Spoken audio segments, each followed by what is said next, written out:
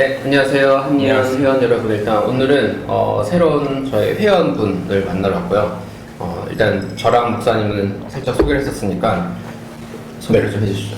저는 이재광이라고 하고요. 통합체육교단에서 학부와 대학원까지 마치진 않고 신대원 3학기를 남기고 경제적 자립을 위해 목수로 일을 하고 있는 청년입니다. 서울에 계셔서 한번 만나 뵈면 좋겠다 생각하다가 이렇게 시간이 맞아서 왔고요. 이 공간은 이제 제가 곧 결혼을 하게 되는데 와이프가 깨알 광고 송파에 있는 카페입니다. 송파 나루에 3번 출구에서 나오시면 네, 3번 우리은행 사이 골목으로 100걸음만 오시면 카페 이름은 어떻게 되십니까? 카페 바운더리 프리이고요. 네. 네이버에 검색하시면 나옵니다. 그래서 오늘 원래 쉬는 날이라서 카페 한번 왔었고요.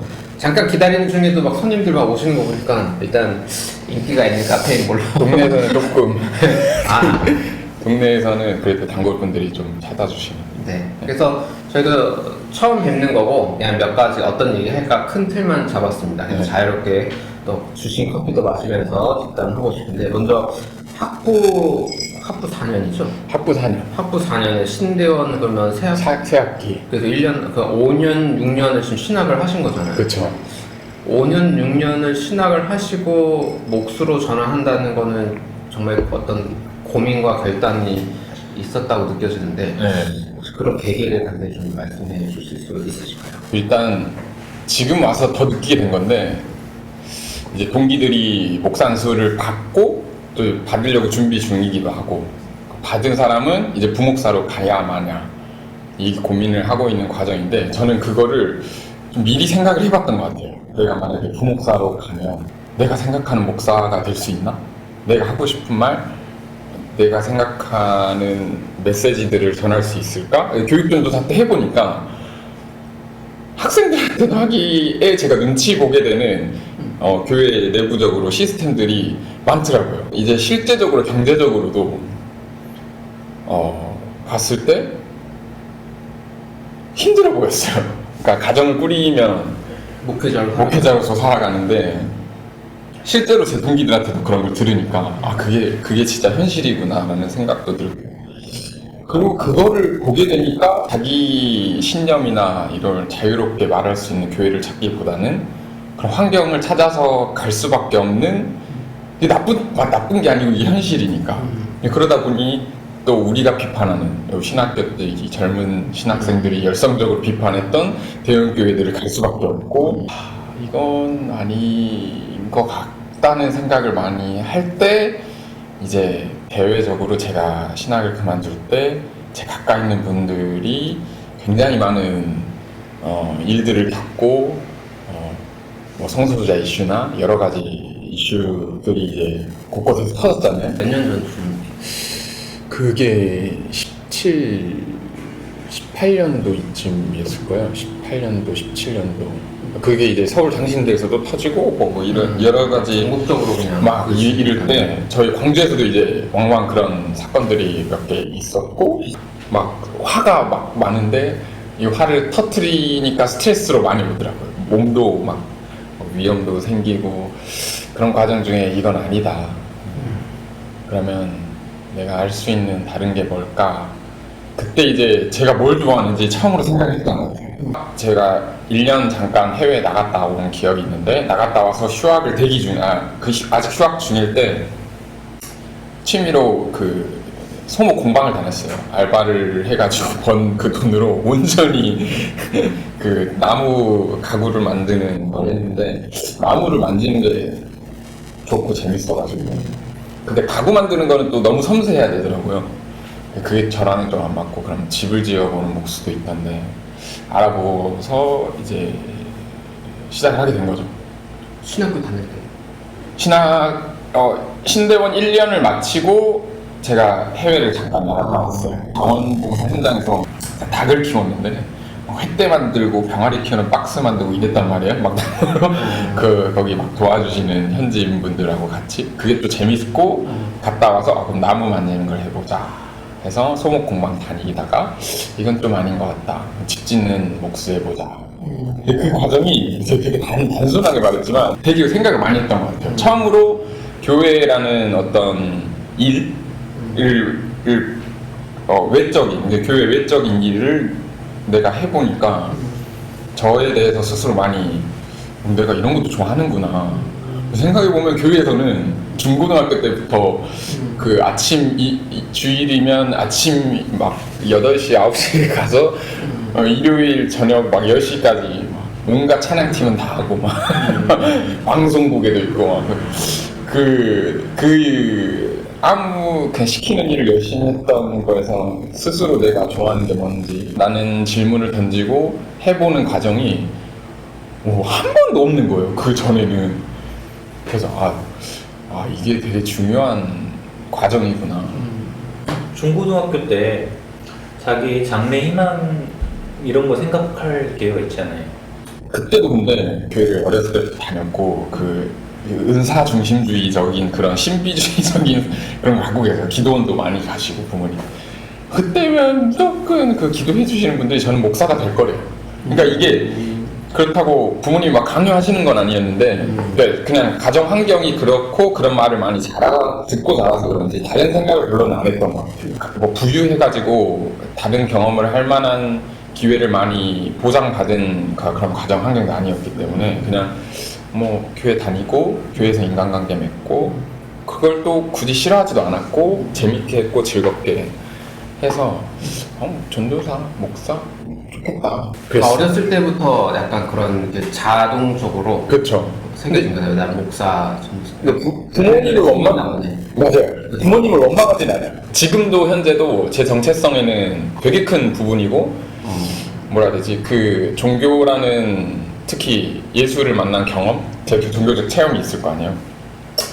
그런 걸 지워버린다고 생각하면 제 존재에 굉장히 많은 부분이 떨어져 나가는 거니까 그렇기 때문에 이제 그 예수를 믿는다는 게 어쨌든 떼어놓을 수는 없는 거죠. 신학을 그만두고 온갖 회의감 속에서 뭐 공부를 하면서 사고가 확장되면서 한국교회에 대한 회의감이 많이 있더라도 그 예수를 버릴 수는 없는 것 같아요. 제 인생에서 뭔가. 근데 저는 어찌 보면 그게 좋아 보였던 것 같기도 해요.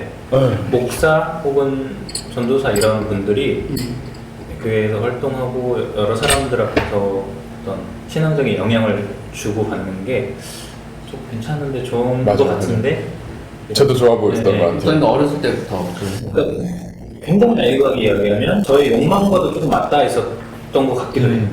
어느 정도는 그렇겠죠 뭐. 저도 성격상 나서는 거 좀 좋아하거든요. 근데 어쨌든 계속 앞에 있는 사람이잖아요. 자라온 환경이 다분히 기독교 집안이고 의뢰 교회 가고 맨날 집에서 구역 예배 드리고 계속 목사님 말 듣고 그런 욕망과 맞닿아 있던 게 맞는 것 같아요. 저는 어릴 때 교회 안 다녔어요. 대학생 때 신앙생활 시작했는데 어릴 때부터 교회에서 있고 그걸 중요한 가치를 보면 중요한 롤모델로 리더를 생각하게 될 거예요. 내가 신앙에 정말 성숙해져서 저분을 저런 삶을 살아야지 할 때 자연스럽게 꼭 욕망에 조금처럼 말 안 해도 자연스럽게 교육이 돼서 교회 저도 신학교에 가보니까 다들 다양한데 대부분 교회에서 가장 열심히 분들이 청년 회장 출신들. 근데 어쨌든 목수 일을 지금 한 지가 얼마나 되시고? 목수 일은 지금 8월이 되면 딱 2년째거든요. 교육받은 것까지 하면 이제 한 9개월 교육을 받았는데 그 시간까지 하면 뭐 그쵸 2년은 얼추 넘었다고 할 수 있죠. 근데 현장에서는 8월이면 현장 경험이 2년. 어떠세요? 일하시는 거? 재밌어요 일이. 물론 제가 다른 일을 안 해봐서 또 모르겠는데 그러니까 일단 교회 외에 다른 일을 하고 있는 거잖아요. 교회 일 외에 노동 자체는 재밌는 것 같아요. 특히나 이제 이게 어떻게 보면은 저는 교육전도사 생활까지만 하고 나왔으니까 다들 아시겠지만 교육전도사 본급으로 일상생활 하기에 굉장히 빠듯하잖아요. 그게 좀 지금 비참하다고 생각할 수도 있는데 그 최소 시급에 준하는 돈만 받아도 이게 너무 커 보이는 거예요.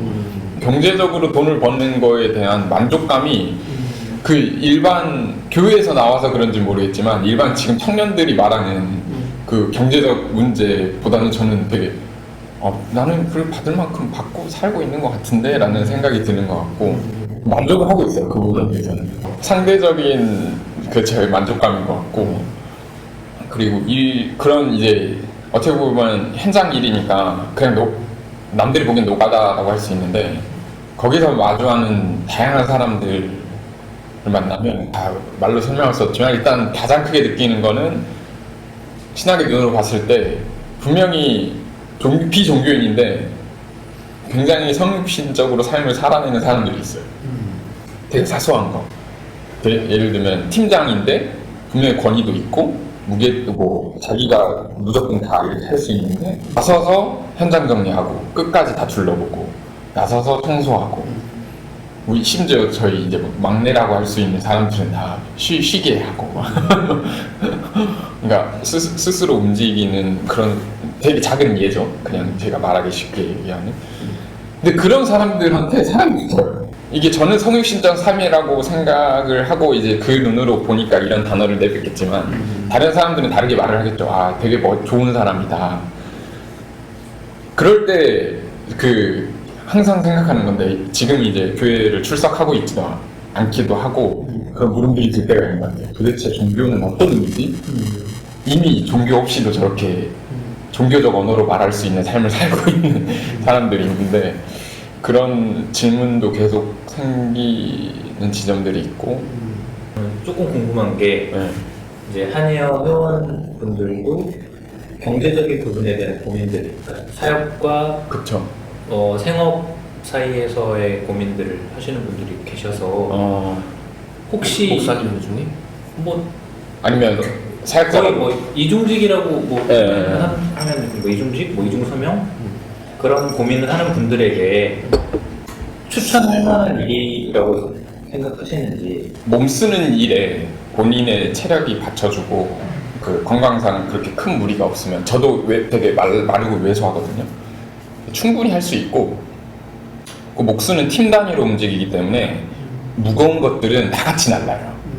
근데 제가 현장 일을 보면은 타일은 2명, 무거운 시멘트 그러니까 육체적 노동이 더 세요.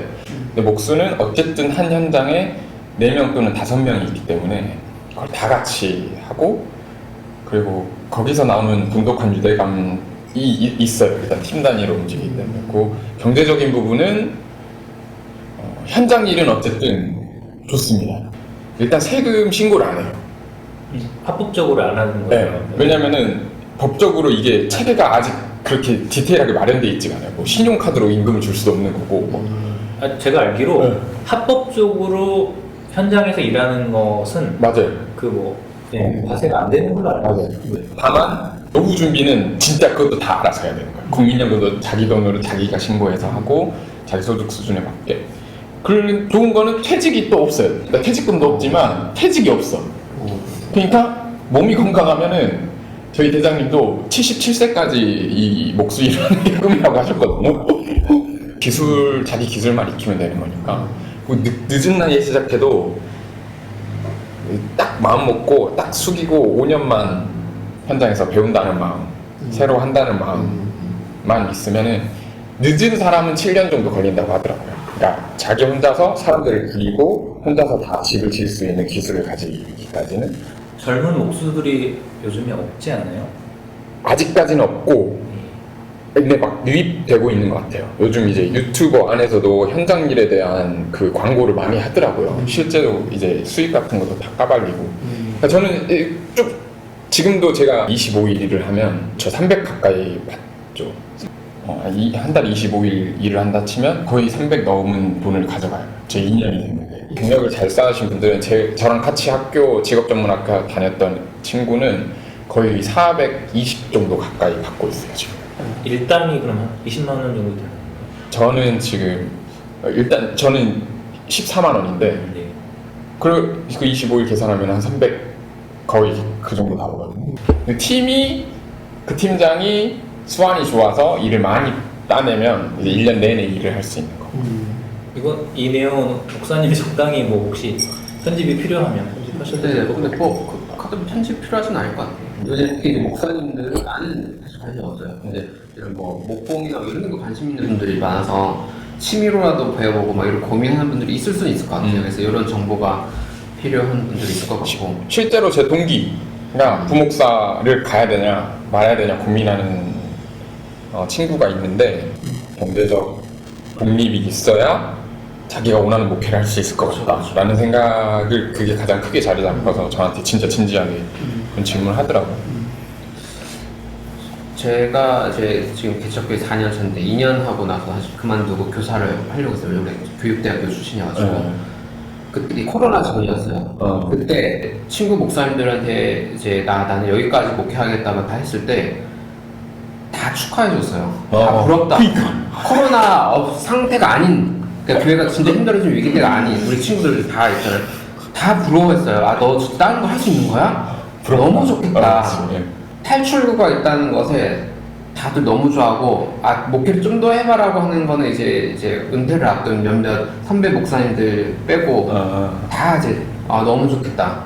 너무 부럽다. 그러니까 뭔가 그렇게 말한다는 건 결국 이미 본인들은 선택의 여지가 없어서 어쩔 수 없이 없는 거죠. 한다는 거. 그러니까 목회를 그만두든 이중직이든 뭐든 고민들은 제가 그 전에 다 있었어요. 그냥 일반교 목사님들도 이제 어떻게 해야 되지 고민들이 다 있어서 기술을 뭘 배울까 이런 걸 다 했었었는데 경험이 없고 어떻게 해야 되지 약간 그런 게 없다 보니까 할 수 있는 건 조직교회 안에서 그냥 일주일 내내 하라는 걸 하는 것밖에 그치. 없는 거예요. 근데 아까 말씀드렸던 신학교에서 배우는 정말 많은 이야기들이 있는데 이거를 공유할 수 없는 이 스템이라는 게 조직 문화라는 게 그러니까 그 일이라는 게 싫어서 뭐 새벽 예배가 싫다 이런 것보다도 정말 많은 풍성한 공부들과 이게 있는데 이거를 전달할 수가 없으니 그 공부는 공부대로 해놓고 그냥 버리고 여기서 하라는 것만 무한반복을 하면서 하는 게 이게 여기서 돌파구를 찾지 않으면 안 되는 그 상황으로 가는 거죠. 결혼을 앞두고 있는데 청첩장 나눠주면서 동기들하고 만난 대화는 실질적으로 배운 건 많아서 비판은 가능한데 대안을 배우지 못한 거예요. 그러니까 어떻게 그러면 내가 뭐 도대체 뭘 어떻게 해야 돼? 이게 가장 큰 화두인 것 같아요. 그러니까 개척을 하려 해도 난 이렇게 하면 되겠다 해서 개척하는 게 있어야 되는데 뭔가 교육 시스템 똑같은 거고 뭐 예를 들어 제자 훈련하고 이렇게 해봤자 똑같이 힘들 것 같거든요. 그러니까 그러니까 부목사로 했을 때 그 가정적인 형편, 아이들, 교육 이런 걸 잘 봐서 그걸 잘 제공해주는 기존 교회 그 큰 교회들을 찾아갈 수밖에 없고 거기서 또 오는 본인 스스로의 괴리감, 본인 비판했던 그렇게 싫어했던 그 길을 내가 지금 들어선다. 약간 전국적으로 똑같네. 다들 고생이 많습니다. 이거 뭐 어쩔게요, 이거. 근데 진짜 저는 그 현장 일 기술 배우는 거는 저는 진짜 적극 추천해요. 그렇게 문턱이 높진 않거든요. 왜냐면 현장 일은 뭐 공부를 해야 되는 것도 아니고 일단 현장에 따라가서 해보고 익히고 어떻게 해보고 시뮬레이션하고 익히고 그래서 시간을 보내면 돼요. 근데 그 시간이 막 10년, 20년이 필요한 게 아니고 솔직히 목사도 약간 대기만성형 직업이잖아요. 약간 뭐 진짜 막 한 20년 잘 쌓아서 한 5, 60대 빛을 발해서 이렇게 되는 거잖아요. 근데 그것보다는 뭐 진짜 그 한 3, 4년 딱 그게 용기가 필요한 일인 것 같아요. 그 3, 4년 동안 그러면 애들은 어떻게 하고 지금 가정이는 만약에 가정이 있다면 그리고 그게 두려운 거지. 내가 이걸 빼놓고 과연 현장 일을 잘할 수 있을 것이냐. 근데 꽤나 체력 좋으신 분들 많아요. 막 맨날 그 신학교에서 제일 많이 하는 거 막 축구 막 그런 분들 많거든요. 체력 좋으신 분들. 나중에 좀 이렇게 현장 더 일하시다가 어떤 신앙 공동체라든지 그럼요. 라든지 이런 것도 생각하고 계십니까? 이제 약간 이제 넘어가면 저는 미래에 제 인생을 어떻게 살기로 했냐면 이 필리핀에 해외 봉사 활동 갔다 와서 많이 생긴 어떤 자원들인데 지역 활동가라고 해야 되나? 거기에서 했던 게 커뮤니티 디벨롭먼트를 실천하고 있는 NGO였어요. 원래 보통 NGO면 돈을 기부금 받아서 사업을 계획해서 들어가요. 이게 보통 근데 교회도 똑같잖아요. 교회도 돈이 있고 건물 짓고 그 지역에 들어가는 건데 근데 거기 방법론은 일단 지역에 안 들어가고 지역이 있다. 그러면 지역 조사를 쫙 해요. 방문 한 6개월간 직접 1대1 방문해가지고 그래서 거기서 필요한 사업을 이끌어내서 주민들하고 같이 한 케이스인데 저는 이걸 보고 굉장히 기독론적이라고 생각했어요. 교회도 이래야겠다. 그때까지는 아직 목사가 되려고 했으니까 그 해외 봉사에 있을 때는 그래서 그걸 제 교회론으로 나름 그 1년 봉사활동하면서 From, With, For라는 세 가지 이런 원칙을 가지고 하는 건데 그 지역으로부터 From the Community로부터 사업을 따내자. 그래서 지역 조사를 통해서 사업 아이템을 정하고 결국 그 사업 아이템을 진행하는 것도 With the Community라 해서 지역민들과 같이 하고 For the Community, 지역을 위해서 한다는 마인드인데 저는 이 기독론하고 너무 똑같은 것 같은 거예요. 예수가 이 땅에 온 게 본인의 어떤 욕구와 니즈에 의해서가 아니고 기독론적으로 보면 우리의 죄를 그러니까 인간으로부터 생긴 니즈를 해결하기 위해 왔다. 그리고 결국에 인간과 함께 예수가 사역을 했고 결국에 인간을 위해 죽었잖아요. 이거와 되게 맞물려서 그 성육시적 교회라는 게 바로 이런 거겠구나.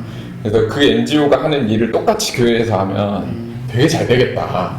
내가 교회를 하면 다른 거 뭐 하지 말고 뭐 성도들한테 돈 걷어서 뭐 지역사회 돈 주는 그런 지역사회가 아니고 지역 조사를 할 수 있는 그런 뭐 대학 기관이나 아니면 인력을 뽑아서 지역 조사 쫙 하고 그럼 지역 인구층 뭐 그런 걸 하는 교회가 미국 세이비어 교회라더라고요. 그 되게 유명한 그 미국을 움직이는 작은 교회 그 세이비어 처치. 저도 독서 모임 해봤어요. 네, 그 교회가 그렇게 했더라고요. 진짜 지역 조사를 쫙 해서 그 지역에 필요한 게 뭐고 그 지역 이 지역에 필요한 일을 하기 위해 어떤 전문 인력이 필요해서 교회가 교회 돈으로 그 지역 인력 고용해서 일을 하고 뭐.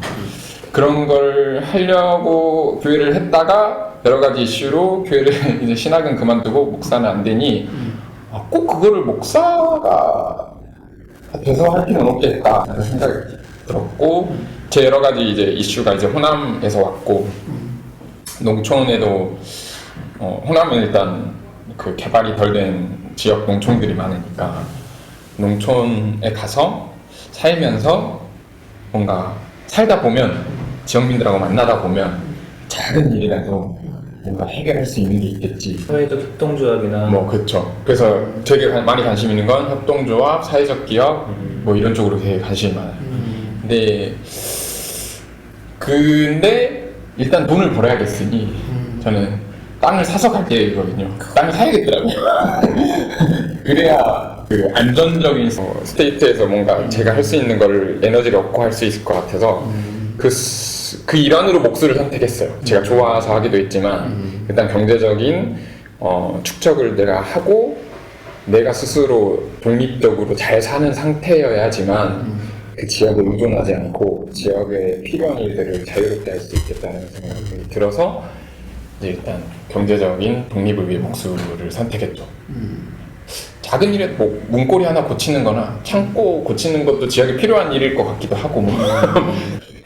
그래서 저는 만약에 한예에 있는 좀 젊은 신학생 분들이나 이제 신학을 뭔가 다른 걸 많이 경험했으면 좋겠어요. 특히 본인 스스로가 교회 안에서만 저처럼 가랑비에 빚었듯이 교회 안에서 생활하고 교회만이 전부 그러다 보면 내가 잘 어쨌든 되겠지, 하나님이 이끌어 가시겠지 그렇게만 살다가 갑자기 해외 봉사 갔다 오고 거기서 그냥 확 트이더라고. 그렇게 하면 안 되겠구나. 뭔가 다른 게 있어야겠구나. 뭔가 다른 거를 많이 경험하는 것도 좋은 것 같아요.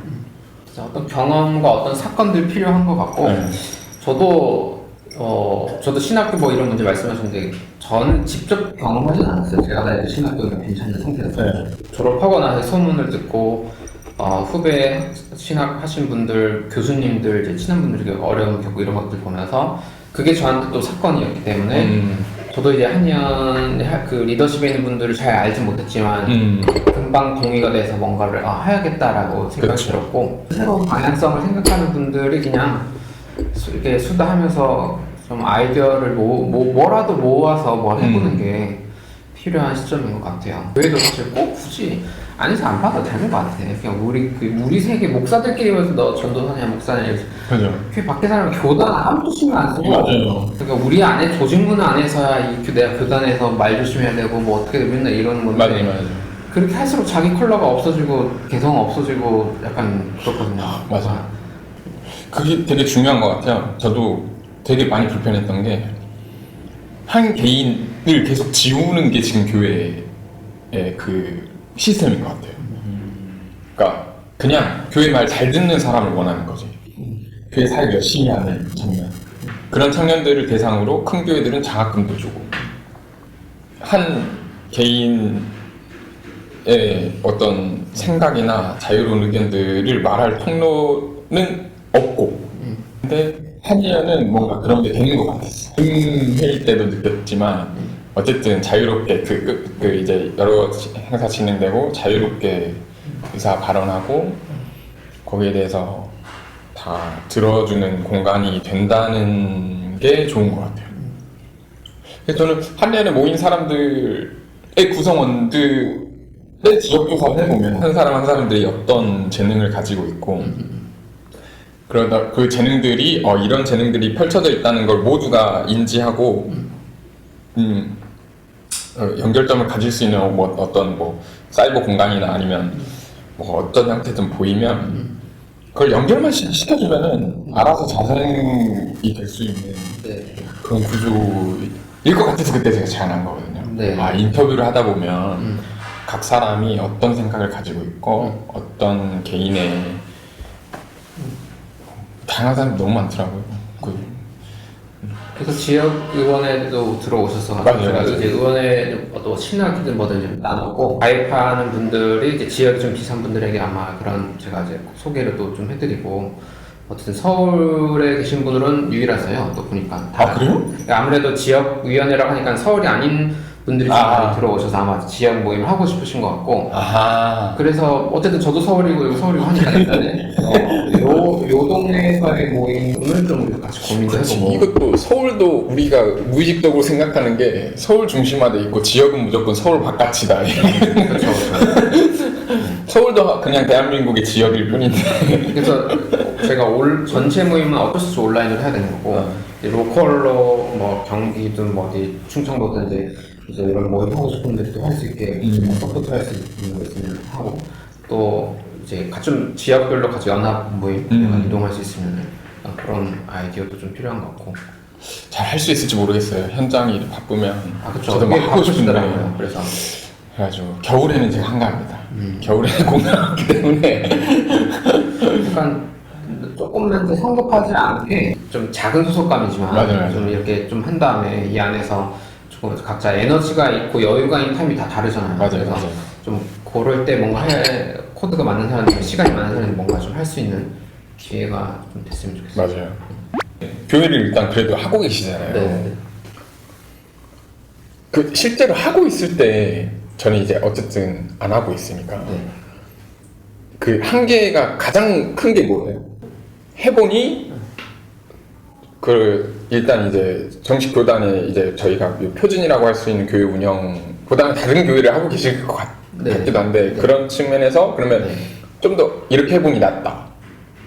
그러니까 한계가 있으니까 바꾸신 걸 테니까 그런 것도 저는 궁금하고요. 한계 엄청 많죠. 완전 어려워요. 아마 제 생각에 이거 왜냐면 너무 다른 체질이잖아요. 제 생각 한예연에 가입을 할 정도 만약 목사님이라면 아마 분명 다른 체질의 모임들을 다 만드시려고 할 거고 성도들은 그런데 문제의식이 있지만 이제 몸의 관성이 기성교에 맞춰져 있을 거란 말이에요. 이게 쉽지는 않아요. 사실 그게 좀 있고 저 같은 경우에는 목사님 어떻게 보시고 모르지만 약간 최대한 비종교적인 특징의 모임을 갖고 싶은 거예요. 그래서 찬양도 최소한으로 하고 통성기도 가능한 안 하고 교회 안 되는 사람이 왔을 때 충분히 알아들을 수 있는 대화를 하고 싶고 그러면 우리 안에서도 굉장히 이런 비판의식이 있어서 공부에 엄청난 열정 있는 분도 있는데 정말 공부는 부활한 다음에 하고 싶은 분도 있고 니즈가 그러니까 너무 다양성 얘기인데 굉장히 다양해요. 너무 다양하니까. 네, 다양해요. 그래서 처음 오는 건 뭐냐면 기성교회에서는 이 욕구를 통일시키거든요. 그 독재자가 이 그치. 어떤 국가를 할 때 대중들의 욕구를 통일시켜가지고 그러니까. 새벽 예배와 찬양 전치기처럼. 그러니까 대신 소속감이 엄청 세져요. 엄청 세지죠. 그런데 이것처럼 비종교적인 특징, 네, 제가 기도가 잘 안 됩니다, 여러분. 근데 다양성을 존중해주거나 이런 순간 소속감은 좀 약해지거든요. 그러니까 이런 고민이 조금 그냥 먼저 떠오르는 건 약간 이런 게 있어요. 그 소속감을 되게 센 소속감을 원하는 분도 있어요. 맞아요. 근데 이제 그거를 충족을 시켜줄 수가 없어요. 왜 근데 저는 그런 질문을 던져봤어요. 항상 소속감을 왜 교회에서 느끼려고 할까? 교회에서 주는 뭔가 체험이 있는 것 같은 것 같아요. 그러니까 뭔가 제가 고민해보면 내가 만들려는 목회나 교회는 비슷한 것 같아. 다 그 결핍이 없는 상태, 본인 인생에 충만한 사람들이 와야 그러니까 교회에서 뭘 얻으려는 사람보다 본인 거를 자유롭게 나눌 수 있는 사람들이 와야 가능하겠구나. 근데 종교라는 것 자체가 결핍이 있는 사람들에 모여서 좀 그런 결핍을 종교적인 요소들로 채우려는 사람들의 모임이다 보니까 그래서 저는 그걸 효율적으로 통제하기 위해서는 카리스마적인 목회자가 이해를 해주고 카리스마가 있는 것 같아요. 저 없어요. 근데 그게 싫었거든요 저는. 그렇죠. 그러니까 막 또 막 그 자기 회개 또 위로 중심의 메시지가 막 있으면은 막 회복되잖아요. 막 따뜻해지는 거. 근데 나는 그것만이 다가 아닌데 내가 하려는 목회는 그걸 원하는 성도가 분명히 있잖아요. 그렇죠. 그런 케어 또는 뭐 그걸 따로 하면서 또 대부분은 한 명의 지도자가 이끌어가는 모임에 익숙해져 있어서 그러니까. 뭐 설교 해석도 하면 저기 맞는 거구나 오케이 뭐 이렇게 되고 교회 우리 교회 이렇게 갑니다 오케이 그러니까 이게 머리로는 비판을 해도 온몸의 세포에 수십 년을 그렇게 살아왔기 때문에 이게 쉽지가 않아요. 저는 안 될 것 같은 거예요. 혼자적으로 생각할 때는 어려운 것 같아요.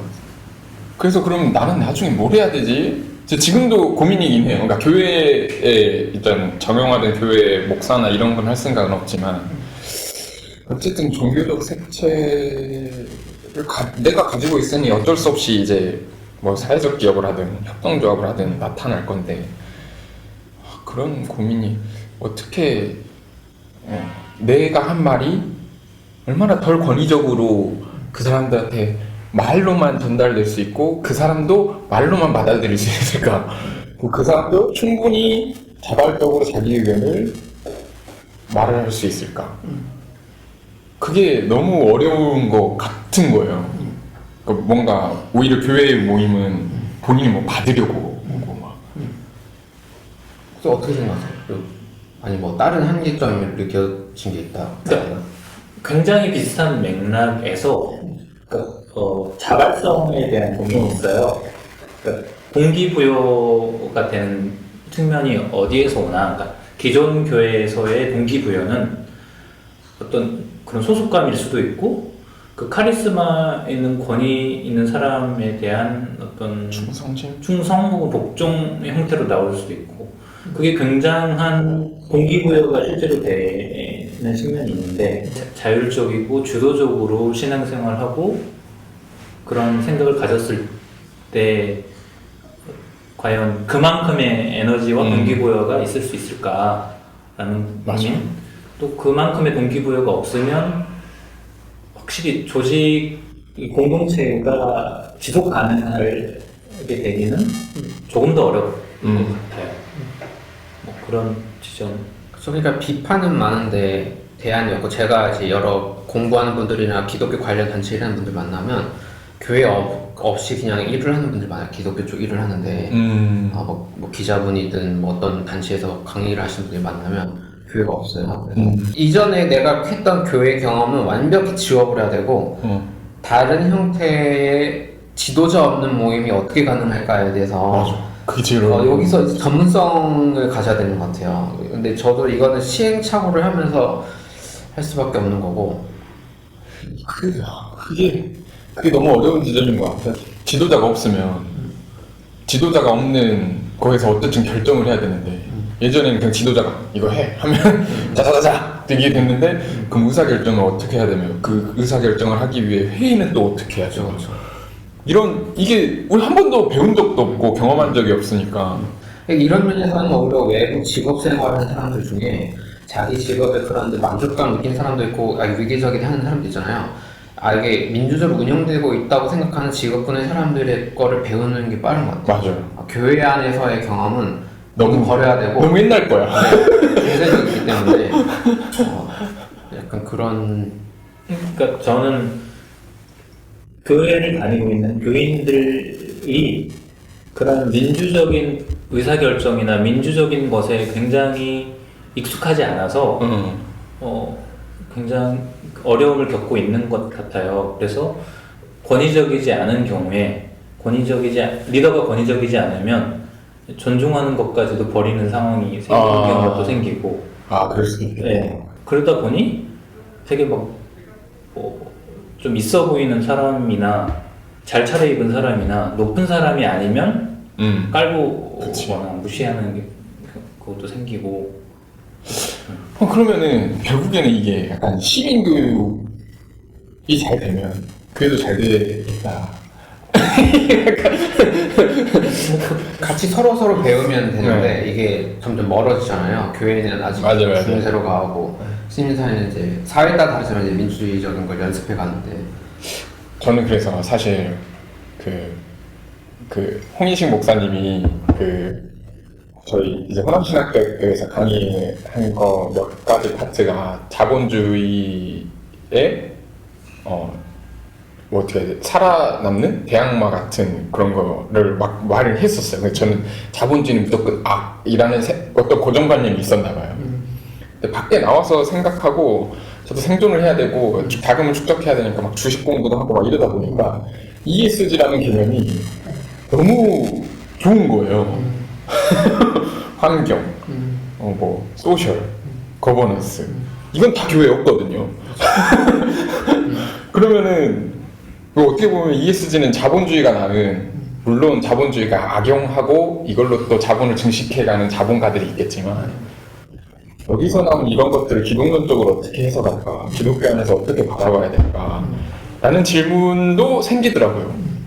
이런 건 그런 강의를 했던 홍인식 목사님도 어떻게 생각할까? 이런 질문도 들기도 하고 막 그랬었거든요. 그리고 교회는 또 이걸 어떻게 바라봐야 되고 교회 안에서는 또 사실 ESG가 교회에 일어나면 너무 좋을 것 같은 거예요. 막 거버넌스, 투명한 의사결정 구조, 그 돈의 투명성, 재정의 투명성, 사회에 얼마나 많은 관심을 갖는가. 그런 데서 교회 특징을 만들어 나가야 되는 것 같아요. 우리는 환경 문제 어떻게 할지, 아니면 지배구조 이런 걸 좀 신경 쓸지, 재정 운영을 어때. 근데 이게 기존 교회에서는 어떤 교리 체계로 다 특징을 잡잖아요. 우리는 이 신조와 이 신조, 우리는 요런, 아니 우린 장로 제도 그게 다 옛날에 진짜 지금 하나 쓸데기 없는 것 같아. 그런 게 중요한 게 아니고 개교의 특징 어떻게 할 거고 정말 약간 이런 훈련을 할 수가 없고, 근데 이 훈련은 목사 혼자 하는 게 아니고 그렇죠. 다 같이 해야 모든 돼. 성도들과 같이 해야 되다 보니까. 그걸 또 혼자 하면은 또 카리스마적인 중심으로 또 가도 되고 그러니까요. 또 우리는 이렇게 가야 되니까 이렇게 합시다. 이걸 또 바라는 게 우리가 바라는 게 아니니까.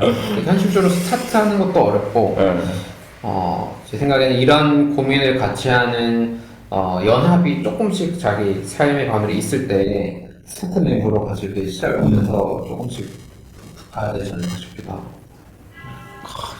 그 다음에 전문적인 직업 하시면 바쁘잖아요. 그렇긴 그 하죠. 고민일 수 있을 것 같아요. 이제 이 일을 몇 년 하면서 중요한 자기 자산이나 이거 할 텐데, 여기 동의되는 교회는 교회든 아니든 그 모임을 같이 할 수 있는 멤버를 만날 수 있는 기회들을 창출해낼 수 있는가. 또 그 봉사활동 가서 만났던 그 사람들이 종교인이 아닌 사람이 더 많아요.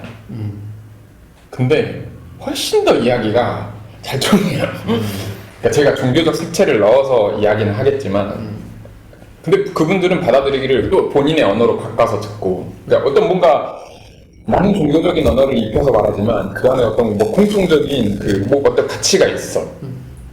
그러니까 오히려 훨씬 더 편한 거죠. 그러니까 실제로 이제 그분들하고 주기적으로 만나기도 하고 사실 그 실제적인 위치가 곡성에 있기도 해요. 제가 결혼식을 곡성에서 하는데 나중에 만약에 귀촌을 할 때도 그런 네트워크가 있는 곡성에 가고 싶은 마음도 있고 그래서 저는 지역에 넣은 것도 또 알게 모르게 있어요. 나중에 어차피 시골로 가면은 이런 이슈가 있기 때문에 그렇다. 근데 그러면서 저는 그런 이슈가 있죠. 그러니까 그런 생각을 할 수 있는 사람은 교회에서 만나기 더 어렵고 NGO에서 많이 하고 있는 게 그 ESG랑 관련된 거거든요. 결국 ESG가 UN에서 만든 SDG라는 지속 가능한 그렇죠. 디벨롭먼트 그거에서 나온 건데 그거를 이미 국제개발협력에서는 그 스터디를 다 해요. 거기는 몸담고 있으면 그런 이런 어떤 공통적인 게 있고 뭐 사회적 기업이나 협동조합에 대한 마인드가 다 있으니까 오히려 더 근데 저는 이제 그 언어들을 기독교적인 언어로 이야기를 하는 거죠. 그 사람들은 그래, 내 말을 종교적인 언어지만 비슷하네 라고 받아들이는 것 뿐이고 이게 가장 비종교적인 약간 그런 모습인 것 같은 거예요. 그러면서 또 그런 말 하다 보면은 도대체 종교는 나에게 무슨 의미가 있나 또 싶기도 하고 그럼 사람들한테 굳이 내가 예수를 전해도 되나 안 전해도 되나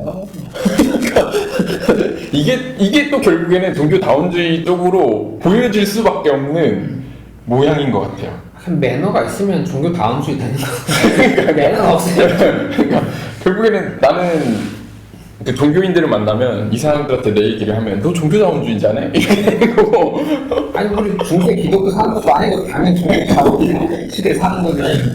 이미 사회는 다원화된 그렇죠. 사회니 네. 거기서 뭐 내가 독단을 하지 않는 한 그게 네. 결국 다원주의처럼 왜냐면 내가 굳이 예수를 말하지 않아도 이 사람이 개인적인 가치관 안에서 그런 요소들이 너무 많이 발견되는데 굳이 예수를 믿어라 그렇죠. 말할 이게 필요- 고민할 지점이고 기성교회에서는 말을 엄청 예수말하고 하는데 전혀 예수적이지 않은 네. 그런 이렇게 운영 방식, 돈 쓰는 거, 그렇죠. 일 지키는 거 보면은 그래서 제 친구 목사님들 이미 해외로 많이 떠나거나 목사 그만둔 친구들 제일 싫어하는 말 하나님 나라, 정의와 공평, 째다가 추악하 이런 말들은 경기 막 완전 저도 잘 안 써요. 그런 언어도 털구할 잘 안 써요. 분노와 이제 일반 성도들보다 우리는 좀 더 가까이 많이 보죠. 몇 년을 가보니까 이제 정신적 데미지가 크죠. 그러니까 그래서 우리는 이게 종교를 어떻게 되느냐에 대해서 다시 고민을 좀 해볼 맞아요. 필요는 있는 것 같아요. 그럼에도 불구하고 버릴 수 없는 거는 어쨌든 예수를 통해 그런 가치들을 경험했기 때문에인 것 같아요. 예수라는 언어든 텍스트든 그게 나에게 의미가 있어져 버리니까 그렇게 의미 있는 사람들은 의미를 가져가면서 대신 그런 가치를 예수라는 텍스트로 경험하지 않은 사람들에게 너무 폭력적일 필요는 그쵸. 없지 않나. 너무 강요할 필요도 없고. 그래서 저는 혹시 이제 목사 아닌 분들도 우리 멤버고 하니까 솔직히 저는 교회 없이 그냥 살아가는 것도 중요한 옵션일 것 같고 그러면 그냥 가끔 이렇게 번개 모임 와서 목사 뭐 종교 하는 사람보다 수다하는 것도 좋고 네. 그냥 온라인으로도 원하는 설교들 들을 수 있고 혹은 주일이 아니어도 꼭 우리 정교적으로 일요일에 뭐 해야 이게 아니어도 평일에 뭐 독서 모임이든 네. 뭐 그냥 커피 타임이든 맞아요. 뭐 꼭 매주는 아니고 뭐 한 달에 한 번 수도 있고 그런 세팅들을 자유롭게 하면서 그냥 그런 걸 또 도와주는 역할을 할 사람들도 필요한 것 같아요. 그렇게 수다 떨고 모이다 보면 뭔가 할 일이 생길 것 같아요. 저는 그게 교회라고 생각해요. 네, 맞아요. 그 교회도 꼭 하나 다닐 필요가 없네 보니까. 맞아요. 그냥 목사님께 가서 무슨 일 놀고 또 목사님 지방 내고 모르겠는데 그냥 아무거나 하면 돼. 내가 볼 때 너무 고정관념에 할 필요 없이. 그렇게 되려면 목사들이 자립을 해야죠. 그렇죠. 조금 자유로워. 경제적으로 자립이 되어 있고 그 페이나 이런 것들이 저는 또- 풀타임 자립은 아니고 약간 도움을 받고 약간 좀 딴 거 하고 약간 이런 거는 그것도 그렇지. 어떻게 할지 좀 고민. 그렇죠. 고민이 많으신 거. 그러니까 이렇게 가도 되고 뭐 어쨌든 어떤 형태든 경제적인 심지어 그러니까 성도들의 헌금으로 받는 교회여도 성도들이 그렇게 자유로움을 원하는 성도들이 생기면 가장 더 좋은 거고. 근데 한내연은 뭔가 그런 게 될 것 같았어요. 왜냐면 제가 경험한 프리다나 홍인식 목사님은 이제 간접적으로 강의나 좀 간접적으로 많이 만났지만 그 프리다가 주도하는 뭐 청소년 모임 캠프 이런 것들 제가 좀 참여했을 때 그런 가치를 계속 발현하려고 했고 그런 모임이다 보니까 벌써 제가 이런 얘기를 할 수 있다는 게 이게 가장 큰 뭐라 해야 돼요? 일단 1차적인 안정감? 저는 다른 교회 못 가고 있거든요. 그게 무의식적인 제가 가지는 뭐 방어 기질일 수도 있겠지만 그런 안정감을 준다는 것 자체가 좋은 것 같아요. 서울에 이건 아이디어를 좀 시간 되실 때 네. 해주시고 또 서울 아니어도 어쨌든 그 지역에 그 어떤 관심 있으시잖아요. 언제 갈지 모르죠. 그런 좀 네트워크들도 이렇게 하면서 네. 미리 좀 만들어두고 이렇게 하면 좋을 것 같습니다. 일단 오늘은 여기까지 네. 이렇게 하도록 두서 없이 너무 많은 말을 해가지고 제가 포커티브에서 너무 좋습니다. 네. 또 다음에 네. 또 찍으면 좋을 것 같습니다. 이렇게 마치겠습니다. 네, 감사합니다. 감사합니다.